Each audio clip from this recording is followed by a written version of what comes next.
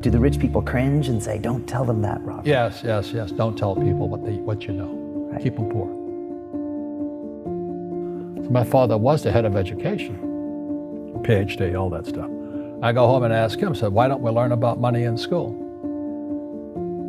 And he looked at me and says, because the government doesn't let us teach that subject. The government tells us what we can teach and what we can't teach. And I thought that was strange. And I said, but aren't we going to school to learn about money? He says, no, your job is to get a job.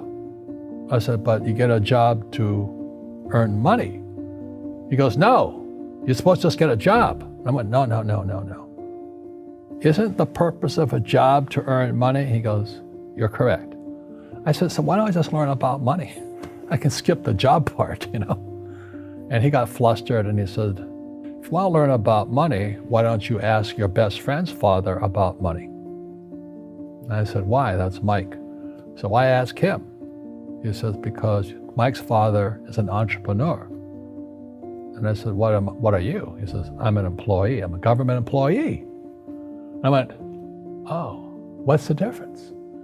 He says, the difference is an entrepreneur must know about money, or they're no longer entrepreneurs. And he says an employee doesn't have to know anything about money, because the government will take care of them, the company will take care of them. So I'm all confused.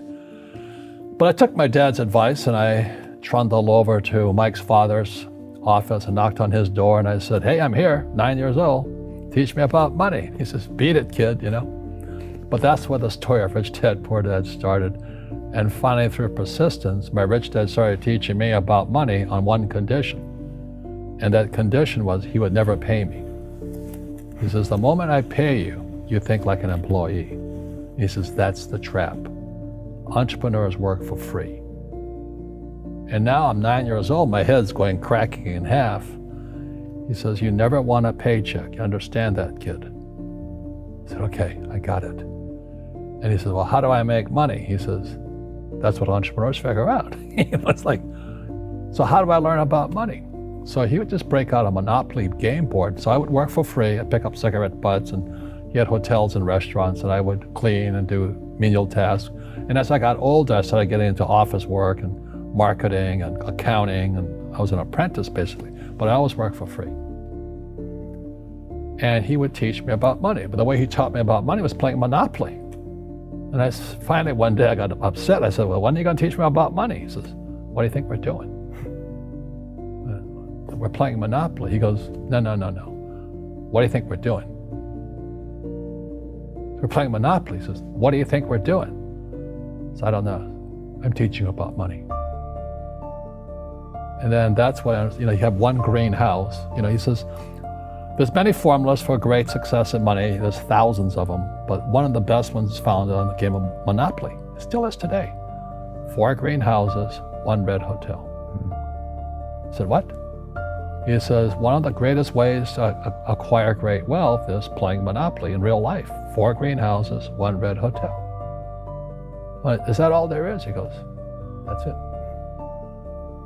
And he says, what do you think I'm doing? And I went, I don't know. So then he took me out and he showed me his greenhouses. And 10 years later, when I was 19, I was now in school in New York, and I come back to Hawaii, and Rich Dad had bought the biggest piece of land smack dab in the middle of Waikiki Beach.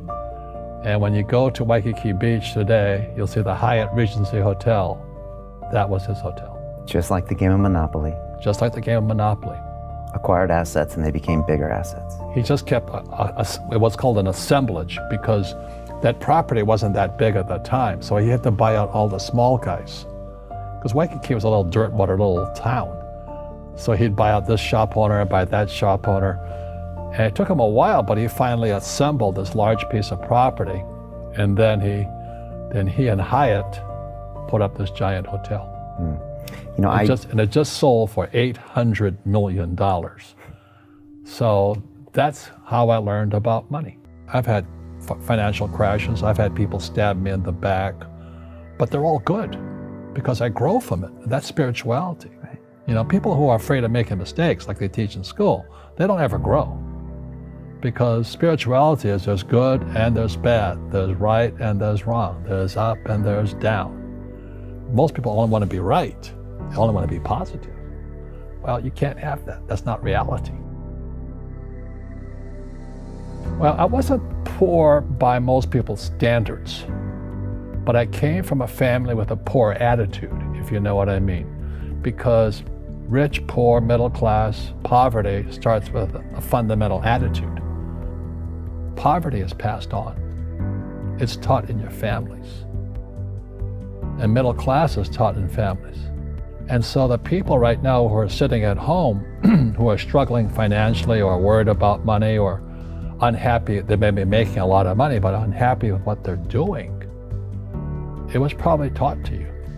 You know, your superego was taught, get a job, work hard, or you'll never be rich, or the rich are evil, or whatever. The school system will never teach you about money.